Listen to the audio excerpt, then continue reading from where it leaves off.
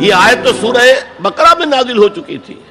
وَلَنَبْلُوَنَّكُمْ بِشَيْءٍ مِّنَ الْخَوْفِ وَالْجُوعِ وَنَقْصٍ مِّنَ الْأَمْوَالِ وَالْأَنفُسِ وَالثَّمَرَاتِ وَبَشِّرِ الصَّابِرِينَ. ہم لازماً آزمائیں گے تمہیں، لازماً آزمائیں گے، خوف سے، بھوک سے، فقر و فاقے سے، جان اور مال اور ثمرات کے ضیاع سے اور زیاں سے.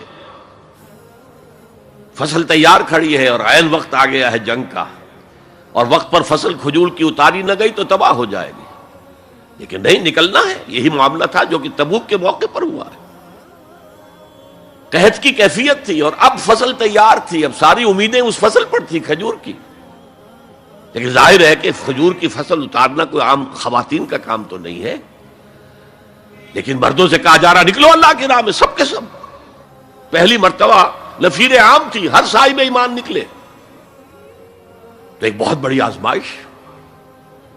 تو جو راسخ الایمان تھے، صادق الایمان تھے، ان کا رد عمل سچویشن ایک ہی ہے. منافقین کہہ رہے ہیں ما وعدنا اللہ ورسولہ الا غرورا، ہمیں تو اللہ اور اس کے رسول نے سبز باغ دکھا کر مروا دیا.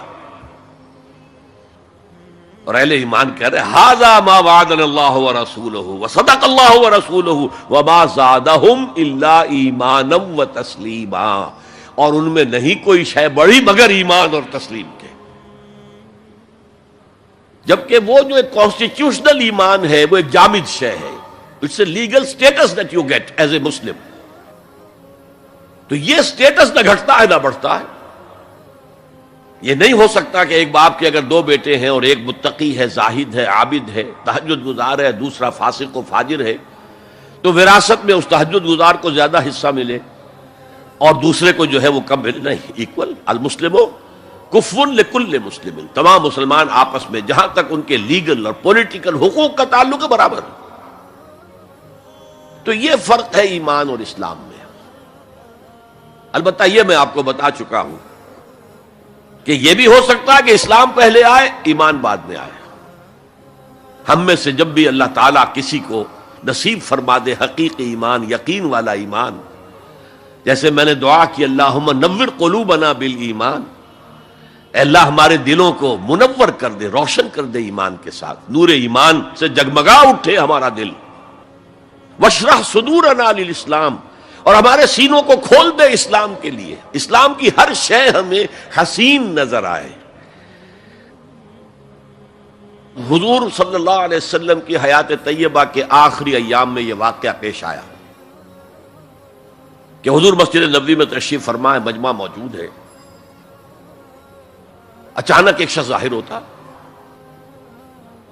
شدید و بیاض الثیاب، شدید و سواد الشعر، اس کا لباس انتہائی سفید صاف، کوئی اس پر دھبا نہیں، داغ نہیں، میل نہیں. بال انتہائی سیاہ چمکدار، گرد آلود نہیں. ولا یعرفہ احد منا، اور ہم میں سے اسے کوئی پہچانتا بھی نہیں تھا.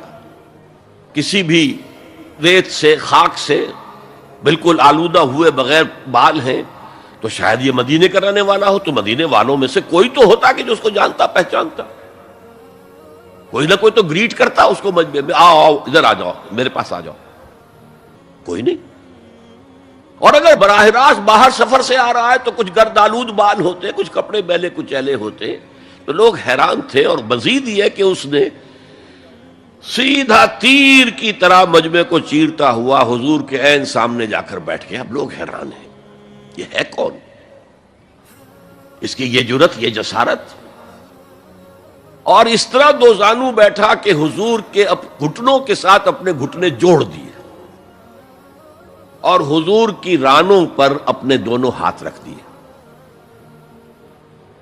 اب سوال کیا، یا محمد اخبرنی عن الاسلام، اے محمد مجھے بتاؤ اسلام کیا ہے؟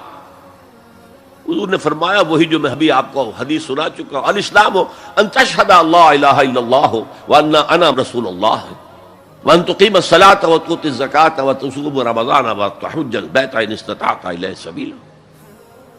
پھر کہا اخبرنی عن الایمان، لیکن یہ کہ ان روایتوں میں بھی اس کو روایت کرنے والے بہت سے صحابہ ہیں. عبداللہ ابن عمر بھی ہے، حضرت عمر خود بھی ہیں رضی اللہ تعالی عنہما، ابو ہریرہ بھی ہے، عبداللہ ابن مسعود بھی ہیں.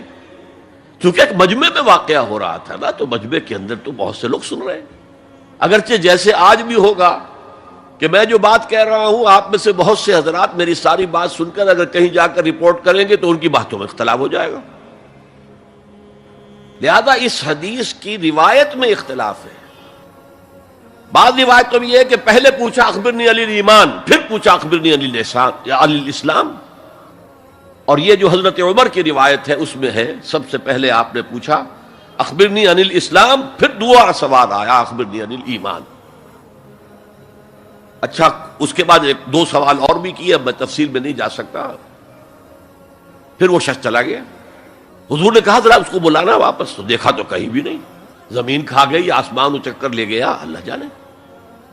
تب حضور نے فرمایا اوہ یہ جبرائیل تھے جو تمہیں تمہارا دین سکھانے آئے تھے. یعلمکم دینکم اذ لم تسألوہ، جبکہ تم نے اس کے بارے میں سوال نہیں کیا.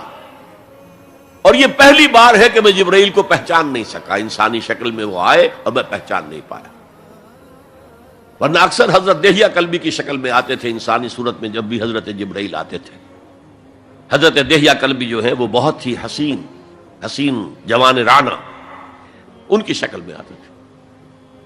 بہرحال یہ اتنا اہم مسئلہ ہے کہ اس کو کلیئر کرنے کے لیے کہ دودھ کا دودھ پانی کا پانی علیحدہ ہو جائے. ایمان کیا ہے، اسلام کیا ہے. دنیا کا نظام اسلام پر ہے، ایمان پر نہیں ہے. آخرت کا معاملہ ایمان پر ہے، اسلام پر نہیں ہے.